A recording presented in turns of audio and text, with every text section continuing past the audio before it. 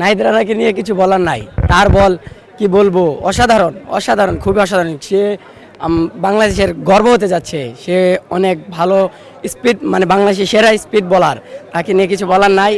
Already সেরা speed বলার, ঠিক, তাকে নিয়ে কিছু বলার নাই। সে আমার মনে থাকে, সে অনেক, তাকে যদি একটু না মানে ছোঁয়া দিতে পারতাম, তার ছোঁয়া যদি আমার একটু লাগতো তাহলেই মানে আমি গর্বিত হতাম। তার অনেক তার কাছে আশা করেছিলাম ফাইবার পেতে, কিন্তু হলো না। 4 উইকেট নিল। আশা করি নেক্সট ম্যাচে নাহিদ রানা 5 উইকেট নিশ্চিত পাবে। জি জি জি জি, অনেক ভালো লাগলো। এই 2000 কত সালে জানি তামিম ইকবালকে নিয়ে স্টার একটা কাহিনী করলো, এবারে নাহিদ রানা সেটা মোকাবিলা করলো, খুবই ভালো লাগলো। জি, খুবই ভালো লাগছে, খুবই ভালো লাগলো, খুবই ভালো লাগছে।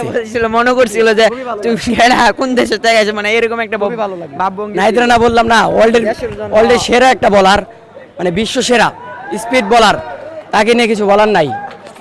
নেক্সট ম্যাচে নিশ্চিত নাহিদ রানা আমাদের ইচ্ছা, মানে আমাদের স্বপ্ন পূরণ করবে, ফাইবার পাবে নিশ্চিত।